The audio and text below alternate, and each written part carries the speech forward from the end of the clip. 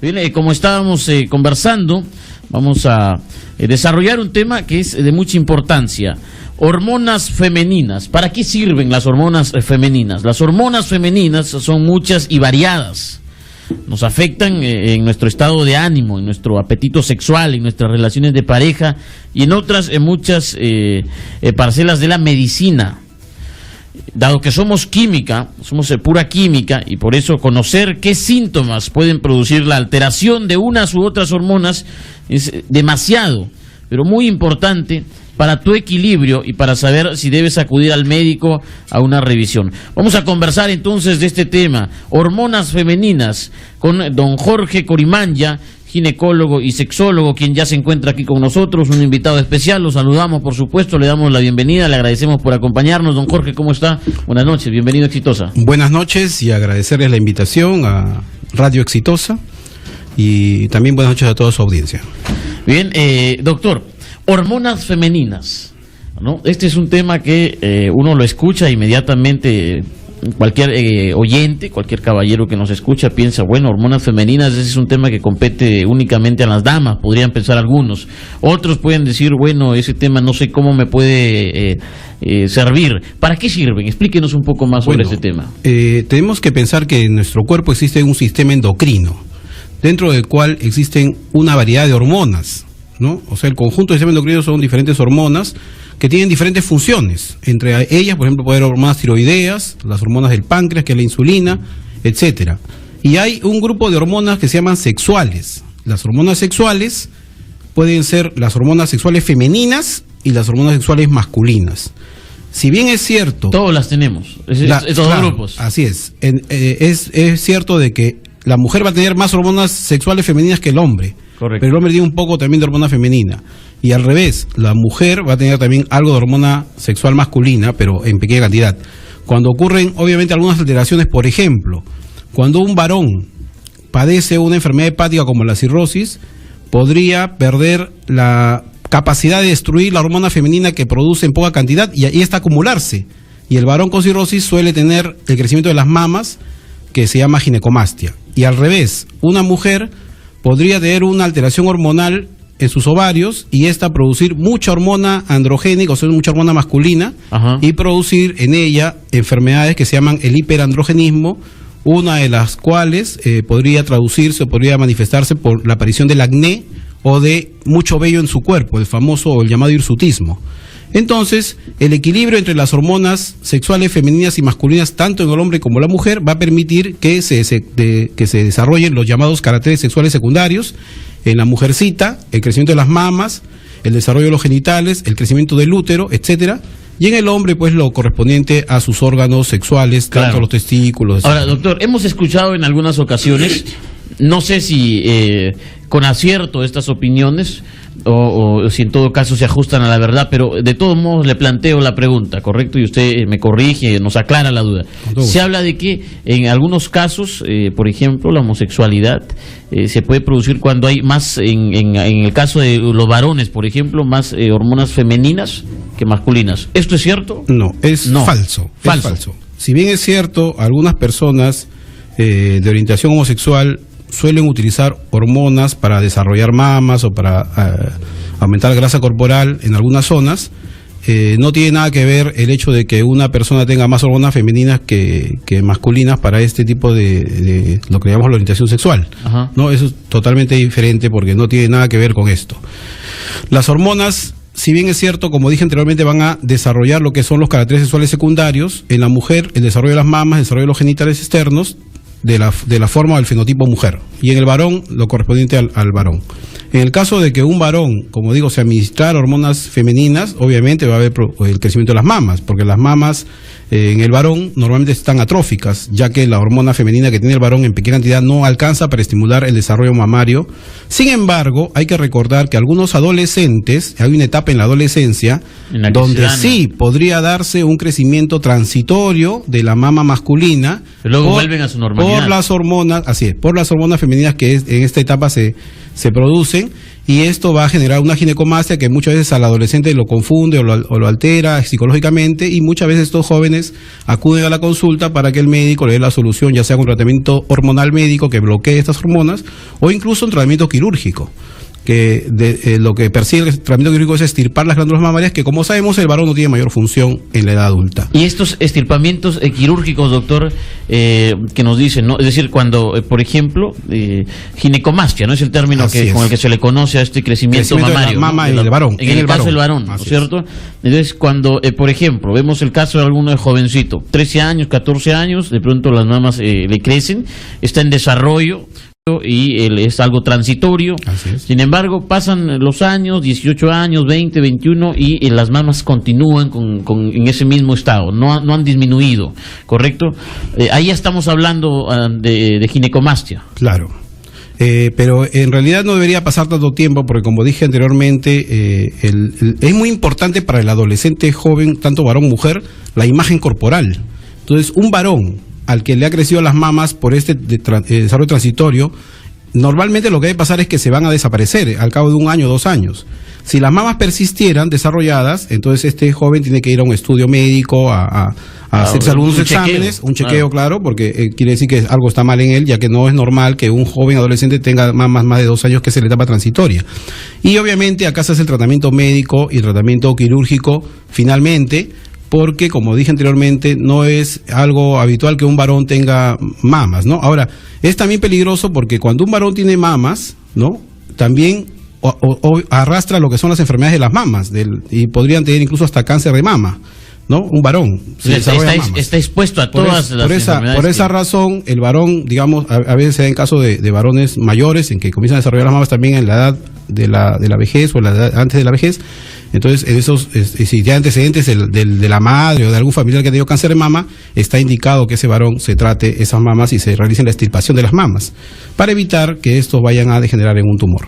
Entonces, lo mismo ocurre en una jovencita adolescente con las hormonas masculinas, porque sabemos también que transitoriamente hay un aumento de hormonas androgénicas, y por eso es que nuestras jovencitas suelen tener acné y aumento de vellosidad en el cuerpo en alguna etapa de su vida, y esto después remite espontáneamente porque es parte del desarrollo. Es parte del desarrollo, ¿no? Lo importante es, como bien explica usted, ir al chequeo, ¿no? Cuando vemos que ya estamos o que podríamos estar ante una de estas dificultades, de estos problemas. Doctor, usted al inicio de su intervención mencionó algo. Las personas que sufren de cirrosis, sí, ¿no? Claro. ¿Están también expuestas a, digamos, acumular las hormonas femeninas? Así es. El metabolismo de las hormonas femeninas, en este caso los estrógenos, se da una buena parte, o casi la mayor parte de metabolismo es en el hígado. O sea, el hígado se encarga de destruir esta hormona para sacarla de circulación. Obviamente el cuerpo lo vuelve a sintetizar y el hígado lo elimina, y en ese circuito se mantiene un equilibrio. Pero ¿qué pasa cuando el hígado no funciona? Pero no solamente por la cirrosis, también podría ser por una intoxicación con medicamentos, una toxicidad. Entonces el hígado, al no funcionar, las hormonas se acumulan en el cuerpo, al igual que otras sustancias también, y entonces uno de los síntomas que se presentan en el varón con cirrosis es la ginecomastia en esa edad en que tienen esa enfermedad, ¿no? Y hablamos en estos casos cuando el hígado, digamos, hay una cirrosis, pero por ejemplo, personas que sufren de hígado graso no están expuestas a esto. Bueno, el hígado graso va a depender mucho el grado de insuficiencia hepática. Cuando hablamos de cirrosis estamos hablando pues que el hígado ha perdido una gran parte de su función. Ajá. Entonces, cualquier enfermedad que altere la función hepática, obviamente va a dar también una ginecomastia o el aumento de estrógenos en un varón, ¿no? Porque, como dije anteriormente, el cuerpo tiene que estar en equilibrio. Entonces, si el hígado no destruye estas hormonas, se acumulan, y al acumularse, obviamente va a haber síntomas relacionados con el exceso de estrógenos. Ahora, en una mujer, por ejemplo, también podría el exceso de estrógenos conducir a algunas enfermedades. Si bien es cierto, las hormonas femeninas, tanto los estrógenos como la progesterona, que es la otra hormona, son normales que se presenten en el ciclo de la mujer, que dura aproximadamente 28 días, las alteraciones de estas hormonas podrían causar alteraciones en la salud de la mujer. Por ejemplo, si la mujer no ovula y por consiguiente no hay la producción de la hormona progesterona, lo más probable que se presente es un atraso menstrual. No va a haber menstruación. Lo mismo, si una mujer no tiene esta secreción de progesterona y más bien tiene una gran cantidad de estrógenos, que son la hormona femenina de la primera parte del ciclo, puede desarrollar algunas alteraciones mamarias como la famosa mastopatía fibroquística o cambio fibroquístico de la mama, que se desencadena en mujeres que tienen ciclos menstruales irregulares por la alteración esta de las hormonas, y dolor y nodulación en la mama como síntomas. Correcto, 8 de la noche, 24 minutos, 8 y 24, esto es Exitosa Domingo. Recuerde que usted nos puede llamar, nuestras líneas telefónicas 251-9422 y 467-4499, esos son nuestros teléfonos. Estamos conversando con el doctor Jorge Corimanya, ginecólogo y sexólogo, con quien estamos hablando acerca de las hormonas femeninas. ¿Para qué sirven las hormonas femeninas? ¿En qué casos estamos hablando de peligros cuando se presentan estos desequilibrios hormonales, ¿no? Bien, estamos con nuestros teléfonos a su disposición. Esto es Radio Exitosa. Tenemos llamadas, tenemos, doctor, una primera participación. Buenas noches, adelante. ¿Aló? Sí, buenas noches. Buenas noches, señor, adelante. Sí, correcto. Para el doctor una pregunta, ¿no? Las hormonas femeninas y masculinas, ¿qué significa por qué? Cuando pues tú dices de 29 días solo, ¿no? Pero yo hablé con el señor de las 9 de la noche también, llama de que también una mujer a los cuántos días pues después de su regla puede salir embarazada. Por favor, ahí con el doctor a ver qué me diga. Gracias. A ver, doctor. La última parte sí la entendí, pero al comienzo no. Pero bueno, el señor dice a cuántos días de la regla o del inicio de la regla una mujer puede salir embarazada. En realidad, para el determinar exactamente qué día la mujer puede salir embarazada es obviamente el día que va a ovular. Pero el día que va a ovular, que si hacemos un ciclo de 28 días, que es lo más perfecto y exacto que puede haber en una mujer, porque en realidad en las mujeres varía estos ciclos, puede ser de 30 a 35. Si contamos que es un ciclo de 28 días, entonces tradicionalmente, por definición, el día 14 es el día de la ovulación. Sin embargo, hay todo un rango, que incluso esto es seguido por aquellos que enseñan lo que es el método del ritmo, que es del 8º al 18º día del ciclo, los días en que se podría presentar la ovulación o que podría haber un embarazo en el caso de que una mujer tenga un ciclo de 28 días irregular. Entonces, del 8º al 18º día, en esos días por la ovulación. Lo más exacto tendría que ser pues el día 14, ¿no? Pero el del 8º al 18 es la fecha en que no sería peligroso, digamos, una relación que conduzca a un embarazo. 8 de la noche, 27 minutos. Tenemos otra participación, Radio Exitosa. Buenas noches. Señora Toche, buenas noches. ¿Cómo está, señora? Adelante. Héctor, acá de Sarre, un saludo a su invitado. Héctor, adelante. Manifestar, ojalá que no sea considerado como una leyenda urbana. Un invitado a un programa de Rosa María de Palacios habló sobre esto de la foliculina sintética que se aplica en las granjas avícolas para el crecimiento rápido de los pollos, y que según algunos estudios, la verdad que no, el médico digamos de medicina preventiva, ajá, los indican como un provocador de la ginecomastia. Y el ingeniero invitado dijo que sí, realmente cuando ha estado trabajando en las industrias se aplicaba esa hormona femenina para el crecimiento de los pollos. ¿Cuánto de cierto es que esta hormona que consumimos diariamente, mucho pollo, los muchachos, ¿no? Con las salchipapas, claro, etcétera, puede provocar esta ginecomastia? Porque es inexplicable que gente que es delgada, muchachitos, jovencitos de secundaria, bueno, que tienen protuberancia, ¿no?, en el pecho, cuando no es explicable de otra manera, sino por el consumo de esta hormona a través de los pollos.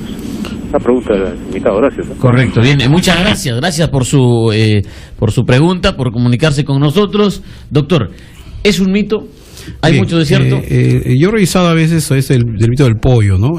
Antiguamente, digamos, yo he revisado, en los años 50 aproximadamente, se utilizaba la inyección de hormonas incluso en los pollos en la región del ala, incluso, ¿no? Eso es lo que está escrito en la historia de este tipo de creencias. En esa parte, claro. Actualmente, y por eso es que pensaban que cuando comían el pescuezo o las alas es cuando te intoxicabas más con hormonas. Actualmente lo que se conoce es que no se utilizan hormonas en el desarrollo o el crecimiento de los pollos, que son para consumo, y más bien sí se utilizan antibióticos. Eso sí está documentado.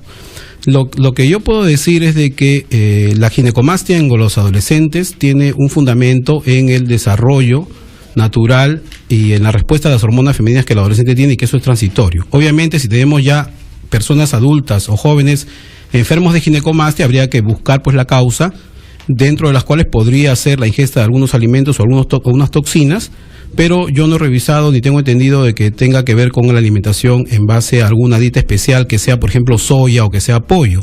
Incluso el desarrollo mamario prematuro que se ve actualmente en algunas niñas pequeñas, ya no se puede concluir que tenga relación con la ingesta de leche de soya, por ejemplo, que tiene fitoestrógenos, o tampoco con consumo de alimentos como el pollo, pero sí, por ejemplo, con sustancias tóxicas del ambiente como insecticidas o sustancias químicas que están en el ambiente y que atacan a la persona, ¿no? Mire, 8 de la noche, 29 minutos, 8:29, esto es Exitosa Domingo. Doctor, nos vamos a la pausa, hacemos un corte. Al regresar vamos a seguir conversando con el doctor Jorge Corimanya acerca de las hormonas femeninas. Usted no se mueva de la sintonía de Exitosa Domingo.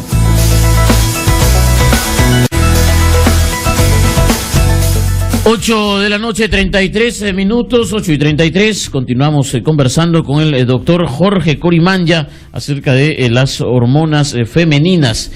Doctor, usted sabe que nuestro espacio es de llamadas, recibimos muchas llamadas de nuestro público, así que tenemos otra participación, tenemos otra llamada. Buenas noches, adelante. Buenas noches. Quería hacerle una pregunta. ¿Qué hormonas deben de usar la mujer ya que practicó la menopausia? Mejor dicho, ¿cuáles son las hormonas? A ver, plantee, por favor, reformule muy bien su pregunta, no la entendemos. ¿Qué hormonas? Pues, la mujer es así con menopausia. Con menopausia. Doctor, ¿usted ha entendido la consulta? Okay. Pregunta sobre qué hormonas debe usar una mujer que esté en la menopausia. Y aprovechamos para hablar algo de la menopausia. Ajá. A ver, vamos a responderle a nuestro oyente. A ver, doctor. Bueno, la menopausia es una etapa donde las hormonas naturales que tiene una mujer terminan de fabricarse. Obviamente siempre va a haber una pequeña cantidad de hormonas circulantes de algún órgano, pero lo que se ve en esta etapa es que el ovario termina su función, muchos de los tejidos se empiezan a atrofiar. Y entonces empiezan todos los síntomas de la menopausia, como es la falta de menstruación, la atrofia de los genitales. Entonces, el uso de las hormonas va a depender mucho de qué cosa se busque mejorar en esta paciente con menopausia. Por ejemplo, si la paciente, sobre todo en las primeras etapas de la menopausia, va a presentar bochorno, va a presentar cambio de carácter, sensación de tristeza, llanto fácil, entonces ella necesita pues una terapia hormonal general, sistémica. Y eso se logra pues a través de la administración de la misma hormona estrogénica que el ovario fabricaba, y es algo así como reponer, por eso es que en algunos momentos se llamó la terapia de reposición hormonal o de reemplazo hormonal a ese tratamiento. Si solamente, por ejemplo, a veces las pacientes toleran esta etapa y después ya pasan a una edad mayor y solamente tienen el problema sexual, digamos, la atrofia de los genitales, que no pueden tener relaciones porque tienen mucho dolor o fácilmente tienen infecciones, entonces en ese momento se decide utilizar una terapia de hormonas en forma de crema, que son, como dije anteriormente, las mismas hormonas estrogénicas que fabricaba el ovario. O sea, estamos reemplazando lo que el cuerpo ya no produce, de tal manera de que viendo el caso de la paciente, se va a elegir un tratamiento, pero obviamente lo que estamos reponiendo son las hormonas. ¿Cuáles son estas hormonas? La hormona más frecuentemente que se usa por vía sistémica es el estradiol, en forma de diferentes componentes, diferentes compuestos, que es una hormona fuerte y potente, y la hormona que se usa en la parte local es el estriol, que es una hormona mucho más fuerte que la que he mencionado, pero su acción es local. Entonces, estas hormonas lo que van a hacer es reponer o reformar lo que se ha perdido porque el ovario ya no funcionaba en estas pacientes. Viene 8 de la noche, 36 minutos. Doctor, cuando hablamos de este tema también tenemos que referirnos a la testosterona, ¿verdad? Y alrededor de la testosterona existen diversas versiones, ¿no? Se dice que es una de las hormonas femeninas más importantes, ¿no? Y que aumente el deseo sexual. ¿Puede usted comentarnos más al respecto? Bueno, la testosterona es una hormona en realidad masculina. Masculina. Sí, hormona sexual masculina. Sin embargo, como dije al inicio de la exposición, las mujeres también la fabrican. Y la fabrican, pero no en tan alta cantidad como lo hace el varón. Entonces, esta hormona en la mujer fundamentalmente tiene que ver también en algo con, por ejemplo, el aumento de la talla en la edad de la adolescencia. Tiene que ver con el fortalecimiento de algunos órganos como los huesos. Pero en la etapa adulta, la testosterona se encarga fundamentalmente o principalmente de lo que es el monitorear el deseo sexual. O sea, una mujer que tiene y llega a la menopausia y pierde la función ovárica y no hay hormonas femeninas tipo estrógeno y progesterona y tampoco hay testosterona, entonces otro de los síntomas que va a tener esta persona que tiene esta falla es la falta de deseo sexual. Por esa razón, y respondiendo también lo que preguntaba el oyente anterior, podemos decir de que, por ejemplo, si el problema en la paciente es la falta de deseo sexual, podría beneficiarse de utilizar compuestos con testosterona y que actualmente existen en forma de spray, ¿no? De tal manera de que con eso ella mejoraría su deseo sexual, pero la sexualidad en realidad no es solamente una cuestión de hormonas, hay una cuestión psicológica, hay una cuestión de relación de pareja. Entonces no solamente es que a la mujer le falte el deseo, muchas veces hay todo un problema orgánico, la mujer sufre alguna enfermedad, hay un prolapso, hay sequedad de mucosas, hay una miomatosis, enfermedades de la edad que hacen de que también la paciente no desee sexualmente a su pareja. Y si bien es cierto, esta hormona va a ayudar, este tratamiento debe ser completo, integral. 8 de la noche, 37 minutos, tenemos otra participación, Radio Exitosa, buenas noches. Buenas noches. Adelante. Por favor. El caso, usted habla acerca de las hormonas de las jovencitas. Mi hija tiene un problema con eso que usted comenta acerca de que tiene demasiado vello y tiene un retraso en su menstruación. ¿Eso tiene algo que ver ahora que ella tiene 25 años y todavía continúa con ese problema? ¿Podría, por favor, decirme si tiene solución esa situación? Sí, bueno, lo que usted menciona, por ejemplo, lo que dije anteriormente era de que transitoriamente en el desarrollo de la adolescente, mujer, y en el varón también, bueno, en el caso de la mujer va a haber un desarrollo hormonal en el cual va a aparecer la influencia de las hormonas masculinas que tiene la mujercita. Pero estas hormonas no son pues de la cantidad que tiene el varón. Sin embargo, esto va a reflejarse en alteraciones del ciclo menstrual, en la presencia de acné y la presencia de vello sobre todo en la parte central del cuerpo, ¿no? Puede aparecer un vello en la línea media del abdomen, o un bigotito pequeño, una barbita, en la espalda vellosidad aumentada, etcétera. Entonces, esto, como es transitorio, estamos hablando pues que no debe pasar en los 20 años. Si además, esta paciente generalmente, además que tienen estos problemas, tienen alteraciones del ciclo menstrual y tienen la aparición de los llamados ovarios poliquísticos o aumento de quistes en los ovarios. Entonces, estas niñitas, cuando ya pasan los 20 años, obviamente, ya estamos hablando de una enfermedad que se llama el síndrome de ovarios poliquísticos, que incluso tiene relación con otras enfermedades metabólicas, y definitivamente la paciente debe tratarse, porque esto a la larga va a llevar a problemas de fertilidad y a problemas de alteración del ciclo, y los ovarios van a engrosar su cápsula, desfavoreciendo pues una ovulación normal a lo largo de la vida. Entonces, obviamente, el aumento masculino también va a hacer de que siga con el acné, siga con el vello, y de repente va a haber un componente de obesidad y sobrepeso. Entonces, esta paciente que ya pasó los 20 años ya tiene instalado ya se puede hablar de que tiene un síndrome de ovarios poliquísticos y necesita un tratamiento que es conjunto entre los ginecólogos y los endocrinólogos, y de repente nutricionistas y psicólogos también. 8 de la noche, 40 minutos, 8:40, esto es Exitosa, domingo, Radio Exitosa. Recuerde nuestras líneas telefónicas, 251-9422, 467-4499. Doctor, usted me estaba comentando, ¿no?, que quería también desarrollar otro tema, profundizar, ¿no?, en este mismo tema. Hemos hablado ya sobre la testosterona, y sin embargo, yo estaba revisando la información y resulta que hay más, ¿no? Hay más tipos de hormonas. Y, por ejemplo, están los estrógenos, y también otra que es conocida como DEA. ¿Es así, doctor? ¿Ambas en qué sirven? La primera, estrógenos, por ejemplo. Bueno, los estrógenos son las hormonas principales del ovario, ¿no? Las otras hormonas son, digamos, secundarias, ¿no? La DEA se debe estar refiriendo a la dihidroepiandrosterona, que es una hormona masculina más bien, y que tiene algún grado de influencia en este tipo de funciones que les decía sobre el desarrollo de los huesos, el desarrollo de la talla de la paciente, y obviamente en las adultas mayores ya de lo que es el desempeño sexual. Existen otras hormonas, otra hormona femenina que es la progesterona. La progesterona es una hormona muy importante porque tiene que ver con el favorecimiento del desarrollo del útero para favorecer un embarazo. De tal manera de que esta hormona se secreta después de que la paciente ha ovulado, y si la paciente no ha embarazado, entonces la hormona progesterona pasa unos días, baja sus niveles y se presenta la menstruación. O sea, esta hormona es la responsable de, en cierta forma, en gran grado, de que se presente la menstruación en el día 28 del ciclo, en el caso de las pacientes que sean muy regulares. Cuando no hay ovulación, obviamente va a haber deficiencia de esta progesterona. Y esta deficiencia va a llevar a una enfermedad, a un problema muy importante, que en cierta manera la progesterona es una hormona que neutraliza la acción del estrógeno. Entonces alguien dirá, pues, ¿para qué van a neutralizar los estrógenos? ¿Los estrógenos son malos o son buenos? Son buenos, pero también cuando hay un exceso de estrógenos puede haber trastornos que van a dar, por ejemplo, las famosas menstruaciones abundantes, las famosas menstruaciones irregulares, o también los cambios en las mamas, que hablé al inicio de la exposición, que va a causar dolor y nodularidad en las mamas, que conlleva muchas veces a la consulta a las pacientes de todas las edades. Correcto, vamos a recibir otra participación, 8 de la noche, 42 minutos. Buenas noches, adelante.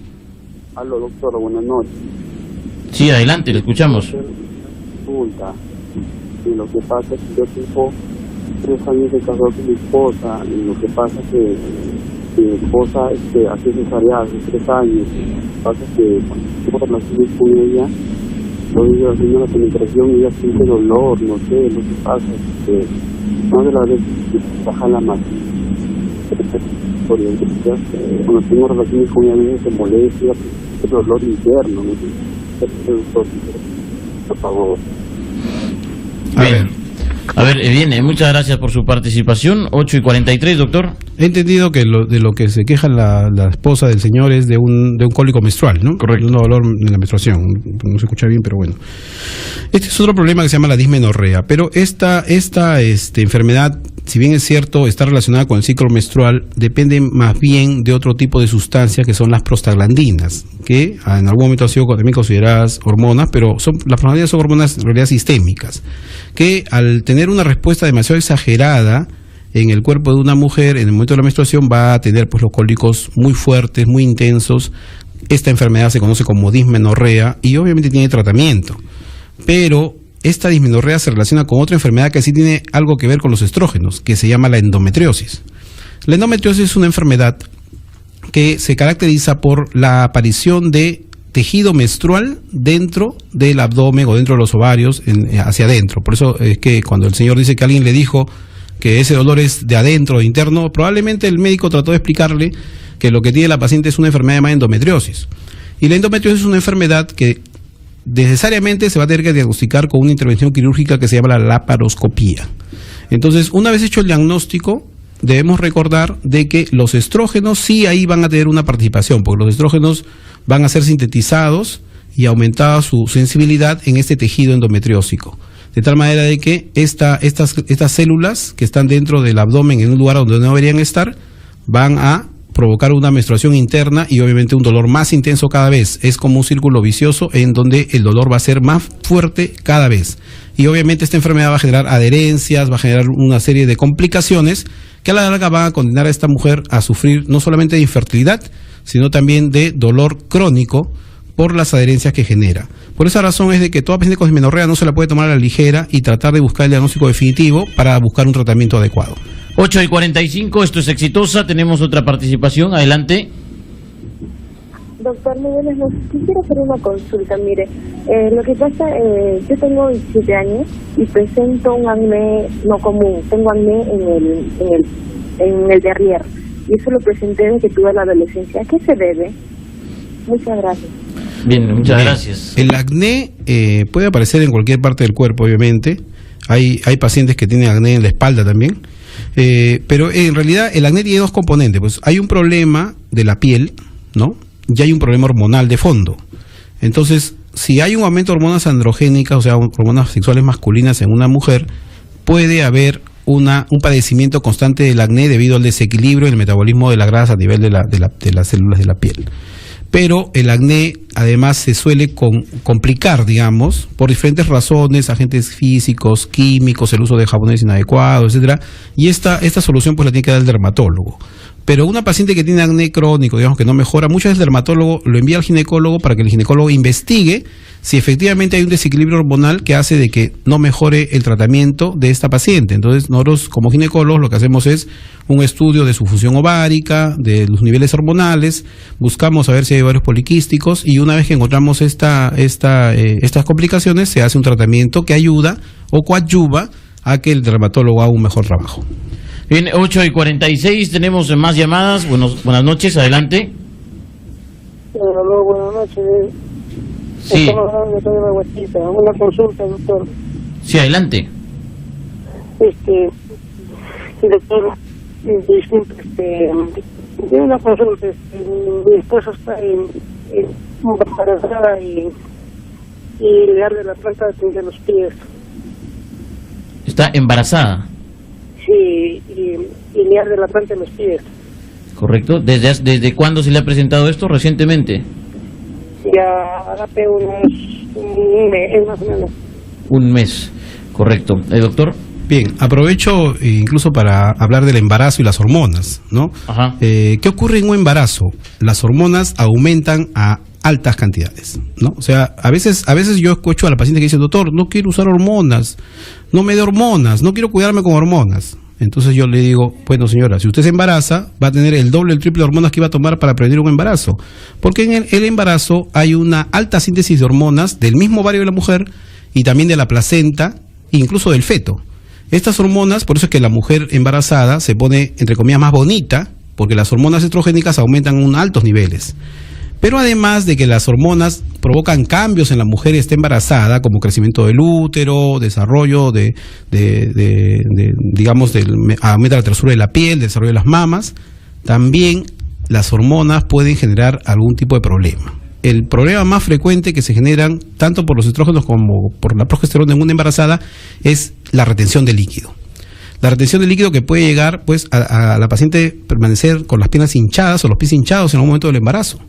Esto puede ser una de las causas por la cual la paciente que menciona el señor tiene algún tipo de sensibilidad alterada en la punta o las plantas de los pies, la hinchazón, porque ya el zapato no le entra o hay problemas a la marcha. La segunda causa ya tiene que ver mucho con alteraciones de otro tipo en otros niveles que serían en los nervios periféricos y que muchas veces, como sabemos, las embarazadas pueden tener una deficiencia de algunas vitaminas, sobre todo las del complejo B. Y esta deficiencia de la vitamina del complejo B suelen asociarse también a las llamadas parestesias. Por eso la embarazada es más frecuente que tenga hormigueos, que tenga calambres o algún tipo de sensibilidad alterada a nivel periférico, pero estas alteraciones pues son alteraciones no son graves, no son delicadas. Sin embargo, debe esa paciente ir a su ginecólogo para aclarar las dudas y descubrir qué problema puede tener. Viene 8 de la noche, 49 minutos, 8:49, esto es Exitosa Domingo. Estamos conversando con el doctor Jorge Corimanya, ginecólogo y sexólogo, con quien estamos conversando a propósito de las hormonas femeninas. Recuerde que usted también nos puede llamar 251-9422, 467-4499. Doctor, o sea, las embarazadas también tienen que estar atentas a este tema, ¿no? Por supuesto. Y por ejemplo, los casos más frecuentes que usted ve en el caso de mujeres que están embarazadas. Sí, es importante, por ejemplo, el caso de aquellas mujeres que se embarazan y están cuidándose con un método hormonal y entonces se embarazan porque se olvidaron de la pastilla, siguieron tomando y entonces o pensaron que era una regla y en realidad tenían un sangrado que ya era del embarazo porque han tomado hormonas a pesar que están embarazadas. Entonces, si bien es cierto, cualquier sustancia química puede alterar un embarazo y generar problemas, las hormonas que se ingieren digamos en una embarazada en forma de pastillas para cuidarse o ampollas no suelen tener dosis tan altas como la que produce el mismo embarazo y entonces generalmente no vemos complicaciones en una embarazada que toma hormonas, ¿no? Se menciona dentro de algunos casos que han tenido algún tipo de reacción adversa, pero generalmente no es problema, aunque sí debemos recomendar a toda embarazada que se haga el diagnóstico lo más pronto, cuando tenga una alteración de su regla, para evitar ese tipo de problemas. Bien, vamos a recibir otra participación. Adelante, buenas noches. Buenas noches, le habla Juan de acá de Arequipa y ante todo agradezco el apoyo que me puede brindar. Mire, yo soy una persona que tiene 45 años. Hace años fui donde un cirujano plástico porque ya para mí es vergonzoso tener ginecomastia. Pero al principio me dijo que no tenía ginecomastia y que lo que tenía que hacer era bajar de peso.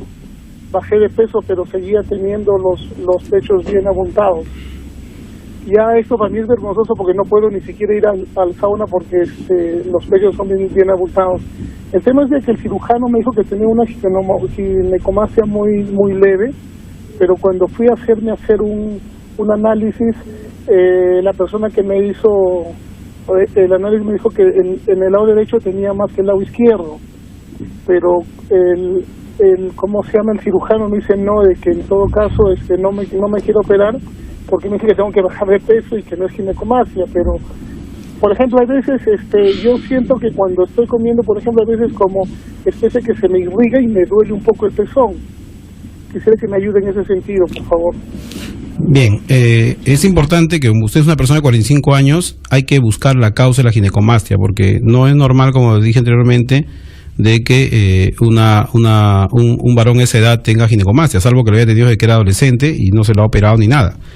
Ahora, la obesidad también está relacionada pues con algunas enfermedades metabólicas, y entonces lo que puede haber ahí es un aumento de hormonas estrogénicas que favorecen el desarrollo de esta ginecomastia, y bueno, eso tiene que verlo pues un médico internista, un endocrinólogo, para detectar la causa. El cirujano tiene que hacer un estudio ecográfico de la mama para ver el tamaño de la glándula y si existe realmente glándula o si es solo grasa. Si el cirujano le hizo un estudio y no tiene glándula mamaria, entonces obviamente no hay nada que sacar. Pero si hay glándula mamaria, no es normal que un adulto varón tenga mamas. Por lo tanto, como dije anteriormente, el tenerlas, el conservarlas, favorece a que haya un riesgo de las enfermedades más graves de la mama, que es el cáncer, sobre todo si hay antecedentes familiares.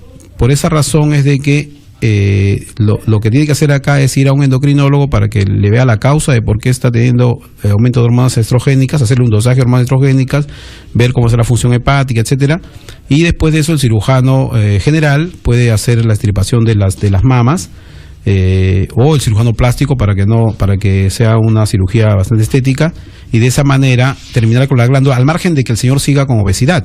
Obviamente la obesidad también es una enfermedad que debe tratarla el endocrinólogo y el nutricionista. O sea, la obesidad no es una condición que uno puede pasar por alto, debe ser tratada para evitar otro tipo de riesgos.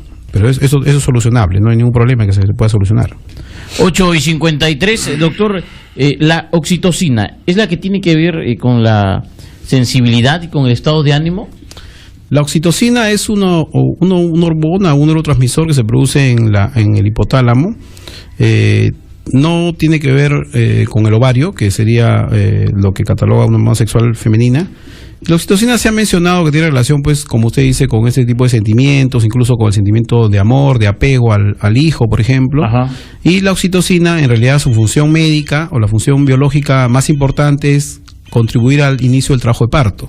La oxitocina es la responsable de que se contraiga el útero en el momento del trabajo de parto, de tal manera de que muchas veces los médicos ginecólogos, para ayudar, entre comillas, a la paciente a dar a luz, a que tenga mejores contracciones, solemos utilizar oxitocina en suero, oxitocina artificial, y también lo utilizamos para prevenir los sangrados después del parto, ¿no? Entonces, esa oxitocina la instilamos después del parto para que el útero se contraiga y evite un sangrado mayor que puede ocurrir en el caso de que la paciente tenga estos sangrados, ¿no? Y la oxitocina también es importante porque ayuda a la contracción de los músculos del pezón para la lactancia. O sea, esa también es una función biológica importante de la oxitocina. Claro. Doctor, vamos a recibir esta participación, 8:55, adelante, buenas noches. Hola, buenas noches, doctor. Estoy llamando del Callao, quería hacerle una consulta muy puntual. Dígame, para usar las inyecciones como anticonceptivo, ¿cuál es el momento oportuno, no? ¿Cómo se debe hacer eso, no? Porque eso hay que esperar que la mujer recién parida comience a menstruar, o en qué momento una mujer que ya dio a luz debe aplicarse esas inyecciones, ¿no? Para poder no tener ya más hijos, ¿no? Pero sea como método anticonceptivo, ¿en qué momento una recién parida debe de aplicarse esas inyecciones? Quería que me precise. Gracias. Gracias. Bueno, las inyecciones para cuidarse son de dos tipos, digamos, las más frecuentemente usadas. La que se inyecta al mes, o sea, cada mes, las mensuales, que todas estas inyecciones pues son a base de hormonas combinadas. Una es la combinada, la que es mensual, y la otra es la que está hecha de derivados de la progesterona, que es trimestral. ¿En qué momento se deben utilizar los anticonceptivos? En general, estas ampollas son anticonceptivas. Se dice que se debe usar cuando uno está bien seguro que la mujer no está embarazada. ¿Cuándo es que uno está bien seguro que la mujer no está embarazada? En primer lugar, cuando ya dio a luz o inmediatamente puede dar a luz. En segundo lugar, cuando está con su menstruación. Entonces, si bien es cierto, una paciente al dar a luz, a los días va a tener unos 40 días de puerperio en el cual la paciente se puede aplicar la ampolla, obviamente sin haber iniciado de nuevo las relaciones sexuales. En general, en este caso de la mujer puérpera, la mujer que ha dado a luz, por la cuestión de la lactancia materna, solamente se permite que utilice las hormonas trimestrales. sea, las hormonas que tienen solo derivados de la progesterona. En cambio, la mujer que no está embarazada o que no daba luz puede utilizar las ampollas mensuales, que son de medicamentos combinados, y esta se debe poner o se puede poner desde el primer día de la regla. Siempre que estemos seguros que la mujer está embarazada, se pone la ampolla. Generalmente se coge el primer día o el segundo día de la regla. Tenemos una llamada más, tenemos una participación más. Adelante. Aló, doctor, un favor. Yo quisiera leerle una ecografía que me han hecho intravaginal y sale útero 64, posterior 33, central 42 y el endometrio tiene 13 centímetros. Milímetros. Disculpe, milímetros. Y los ovarios el derecho tiene 18 y el ovario izquierdo tiene 24 milímetros. Bueno, la conclusión de la ecografía dice engrosamiento endometrial. ¿Qué edad tiene usted? ¿Qué edad tiene? Yo tengo 61. Yeah. Y entonces, o sea, después me dijeron que me haga una biopsia.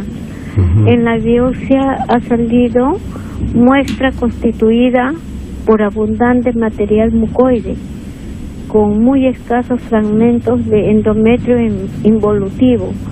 Doctor, ¿podría explicarme, por favor, eso? ¿Qué puedo hacer? ¿Qué debo hacer?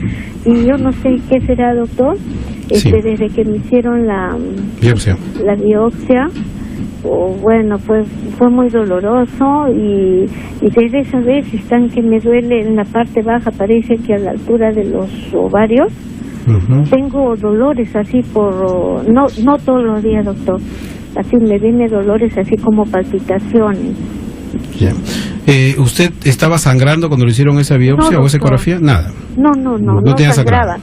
Lo único que yo fui al ginecólogo por primera vez al mes de mayo, porque tenía mucho bochorno, doctor, y a mi edad yo pienso que yo ya debía haber pasado todo eso.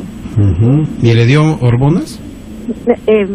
Me recetó el doctor unos óvulos vaginales, me dijeron que era hormonas, pero por lo mismo que estaba crecido, bueno, mi familia me dijo no tomes, primero que te hagan algo. O sea, no llegó a usarlas usted las hormonas.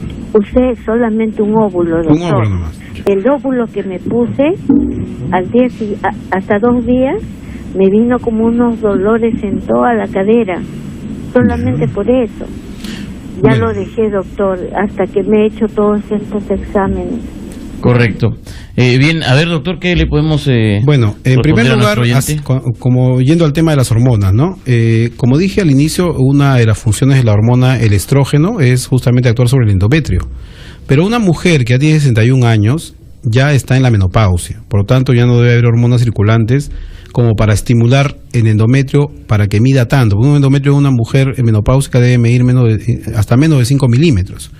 Y esta señora dice que le han hecho una ecografía donde había un endometrio de 13 milímetros, por eso es que los colegas le han hecho una biopsia que, digamos, al parecer ha salido negativa, porque acá lo que hay que temer es lo que se llama el cáncer de endometrio. Si no ha encontrado evidencia de endometrio con cambios de malignidad, entonces es probable, o lo que habría que hacer es repetir pues la ecografía para ver si realmente ha habido una buena medición de este endometrio, porque en realidad las otras medidas sí corresponden pues a un útero atrófico. Ahora, el peligro de las hormonas o de un crecimiento endometrial es buscar de dónde salieron esas hormonas que lo estimularon. Puede ser la medicina que le dieron, pero también podría haber, y hay que buscar la causa, porque ahí lo que hay que hacer más estudios, es si hay algún órgano que está produciendo estrógenos, que está produciendo hormonas. Y para ello no solamente hay que basarnos en el endometrio, hay que ver cómo está la paciente, si las mamas le han crecido, si hay aumento de peso, por ejemplo, el sobrepeso puede ocasionar aumento de síntesis de hormonas estrogénicas. Todo es un manejo integral, ¿no? Entonces, lo que yo le aconsejaría a esta señora es de que se repita la ecografía. Se repita la ecografía para ver cómo quedó el endometrio luego de que hicieron la biopsia. Si el endometrio ahora sale atrófico como dice la biopsia, entonces lo más probable es que haya habido un error de medición en la ecografía anterior. Correcto, bien, doctor, 9 de la noche, nos ha ganado el tiempo, tenemos que despedirnos, doctor, y agradecerle, por supuesto, el que nos haya acompañado. Si fuera, usted puede brindar sus teléfonos, doctor, para que lo ubiquen, lo contacten, dar la dirección de repente de su consultorio. Sí, yo soy médico del CISOL de Mirones. Estoy los martes y jueves de 3 a 7 de la noche en el consultorio de ginecología. Y también, si desean una consulta particular, estoy en calle Marchán 578 San Borja. El teléfono es 225-4655 para citas. A ver, repetimos. 225-4655. 225 46 55. Bien, esos son los números. El número es el número del doctor Jorge Corimanya, ginecólogo y sexólogo, con quien hemos conversado sobre las hormonas femeninas. Nos vamos a la pausa. Usted no se mueva de la sintonía de Éxito.